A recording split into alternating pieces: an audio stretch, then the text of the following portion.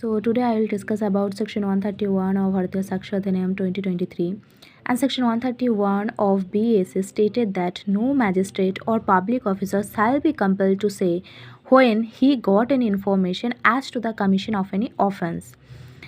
Public officer BSA में कहीं पर भी डिफाइन नहीं किया, लेकिन अगर आपको पब्लिक ऑफिसर का मतलब समझना है तो आपको section 2 subsection 17 of code of civil procedure ढूंढना पड़ेगी। ठीक है, तो कोई भी मैजिस्ट्रेट या पब्लिक ऑफिसर को कोई भी पर्सन कंपेल नहीं कर सकती ये बताने के लिए कि उसको कोई भी ऑफेंस कमीशन का इंफॉर्मेशन कब मिले थी।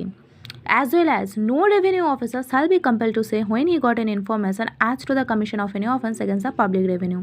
आप रेवेन्यू ऑफिसर को भी कंपेल नहीं कर सकते कि पब्लिक रेवेन्यू के अगेंस्ट जो ऑफेंस कमिट हुआ था उसके बारे में कब आपको इन्फॉर्मेशन मिला वो बताओ। रेवेन्यू ऑफिसर का मतलब क्या है, ये तो सेक्शन 131 ही बोल दिया था कि revenue officer means any officer employed in or about the business of any branch of the public revenue. और इस सेक्शन का ऑब्जेक्ट क्या है? So this section aims to protect informants and encourage the reporting of crimes without fear of retribution। Suppose मैं आपको बता रही हूँ कि मैंने जाकर, आप कोई पब्लिक ऑफिसर या मैजिस्ट्रेट या रेवेन्यू ऑफिसर हो और मैंने ही आपको जाकर बोला था कि ऐसा ऑफेंस कमिट हुआ है। अगर आप मेरे नाम बता दोगे तो मेरा लाइफ रिस्क हो जाएगी ना, और अगर ऐसी चलेगी तो कोई भी पर्सन अगर उनके सामने भी क्राइम होगा तो खबर नहीं देगा।